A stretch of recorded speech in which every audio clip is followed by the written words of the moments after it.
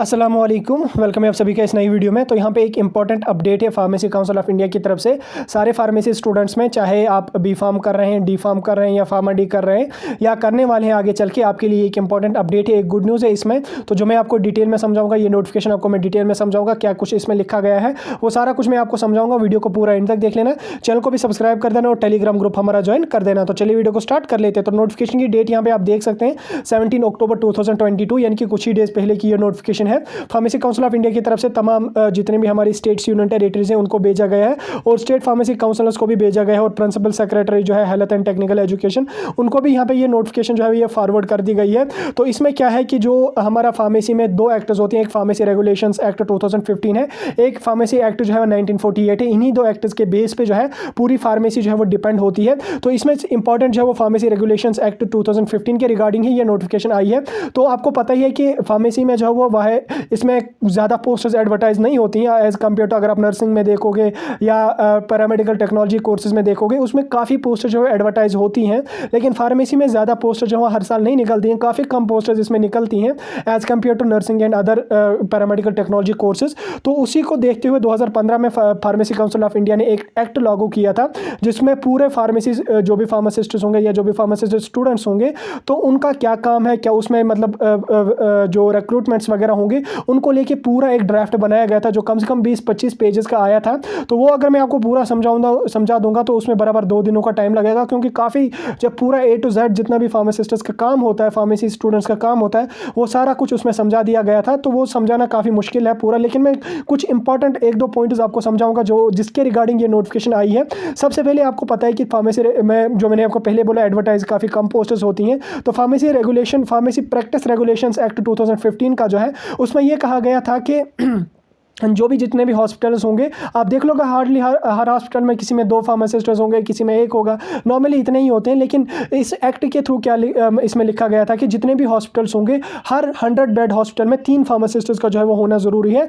मतलब कि 100 बेड का हॉस्पिटल अगर है, 3 फार्मासिस्ट उसमें जो है वो होने चाहिए। फिर अगर 200 बेड वाला है, 400 बेड वाला है, 500 बेड वाला है, तो उसी के हिसाब से उसमें पोस्टर्स भी जो है वो इंक्रीज़ हो जाएंगे। अगर ये एक्ट जो है वो अगर क्या मतलब ये तो स्टार्ट होने जा रहा है हर स्टेट यूनियन टेरिटरी में, तो इससे फार्मेसी की जो वैकेंसीज हैं वो काफ़ी ज़्यादा आने वाले टाइम में जो है वो काफ़ी ज़्यादा एडवर्टाइज होंगे, क्योंकि जितने भी हॉस्पिटल्स हैं काफ़ी कम जो है वो क्वांटिटी में फार्मासिस्ट्स वहाँ पे होते हैं। लेकिन इस एक्ट के थ्रू अगर हर 100 बेड में 3 फार्मासिस्ट्स होंगे, तो पूरे इतने हज़ारों में लाखों में हॉस्पिटल्स हैं पूरे ऑल ओवर इंडिया में। तो आप खुद अंदाज़ा लगा सकते हैं इसकी भी पोस्ट जो है वो काफ़ी ज़्यादा फिर आगे चल के इंक्रीज़ होने वाली है। और फार्मेसी का जो स्कोप है गवर्नमेंट सेक्टर में वो काफ़ी ज़्यादा बढ़ने वाला है। हालांकि अभी भी गवर्नमेंट सेक्टर में इसका स्कोप अच्छा खासा है और गवर्नमेंट सेक्टर से ज़्यादा प्राइवेट सेक्टर में इसका अच्छा खासा स्कोप है। लेकिन अगर हम हॉस्पिटल की बात करेंगे तो उसमें आपको पता है फार्मेसी में काफ़ी जो है इंडस्ट्रियल फार्मेसी है या हॉस्पिटल वगैरह है, काफ़ी ज़्यादा इसमें ब्रांचेस होती हैं। अगर हम हॉस्पिटल की ब्रांच में देखेंगे तो काफ़ी ज़्यादा इसमें पोस्ट्स इंक्रीज़ होने वाली है और डिमांड जो है फार्मासिस्ट्स की काफ़ी ज़्यादा इंक्रीज़ होने वाली है आगे चल के।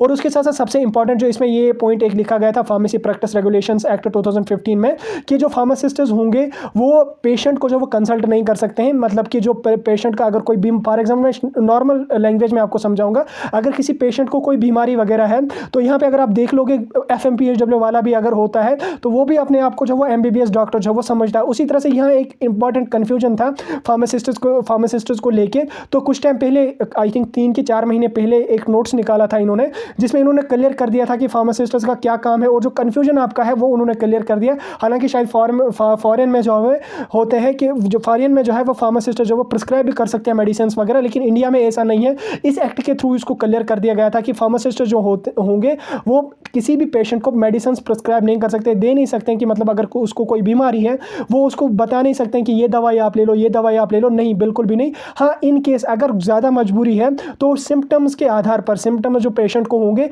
उस बेसिस पे ये for short period of time उसको मेडिसिन कोई प्रिस्क्राइब कर सकते हैं, लेकिन only on the basis of symptoms. बाकी जो टेस्ट्स वगैरह होते हैं उनके बेसिस पे ये मतलब उसको दवाइयाँ वगैरह दे नहीं सकते। लेकिन शॉर्ट टाइम के लिए अगर मतलब मजबूरी है तो फार्मासिस्ट जो मजबूरी के मतलब जो सिम्टम्स वगैरह होंगे उनके बेस पे जो है वो ये फार्मासिस्ट जो होगा वो पेशेंट को जो है वो दवाइयाँ वगैरह दे सकता है। लेकिन उसके बाद उसको जो है वो कंसल्ट करना पड़ेगा, जो डॉक्टर्स वगैरह होंगे, MBBS वगैरह MD जो भी होंगे उनसे कंसल्ट करना ज़रूरी है। लेकिन जो मेन काम फार्मासिस्ट का इसमें एक्ट में लिखा गया है वो ये है कि फार्मासिस्ट जो है वो जब कोई डॉक्टर किसी भी पेशेंट को दवाइयाँ लिखेगा तो फार्मासिस्ट का काम होगा कि उस मेडिसिन को पेशेंट को समझाना है, कि डिटेल में समझाना है कि इस मेडिसिन को आपने कैसे लेने हैं, डोसेज फॉर्म इसका क्या लेना है, ओरल है या जो भी डोसेज फॉर्म होगा वो उसको समझाना है, और उसके साथ साथ किस टाइम आपको खाना है और कितना डोज आपको लेना है, सारा कुछ है वो ये pharmacist he समझाएगा।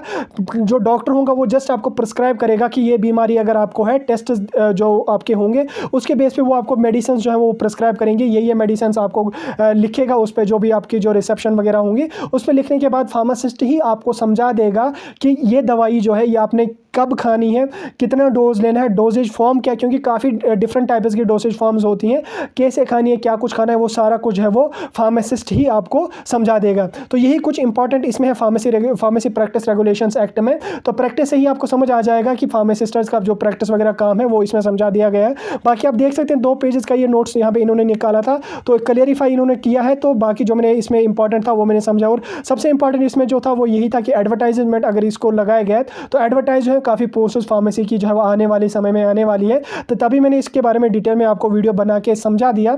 And I hope अभी आपको समझ आ गया होगा। जो भी और कन्फ्यूजन डाउट होगा आप कमेंट सेक्शन में बता सकते हैं, या जो कोई भी और नोट्स आ जाएगा फार्मेसी काउंसिल ऑफ इंडिया की तरफ से वो मैं आपको डिटेल में समझाऊंगा। चैनल पर भी जुड़े रहिए, और टेलीग्राम हमारा जो है उसको भी लाजमी ज्वाइन कर देना, जो भी अपडेट होगा आप तक सबसे पहले पहुँचाएगा। तो चलिए, थैंक यू।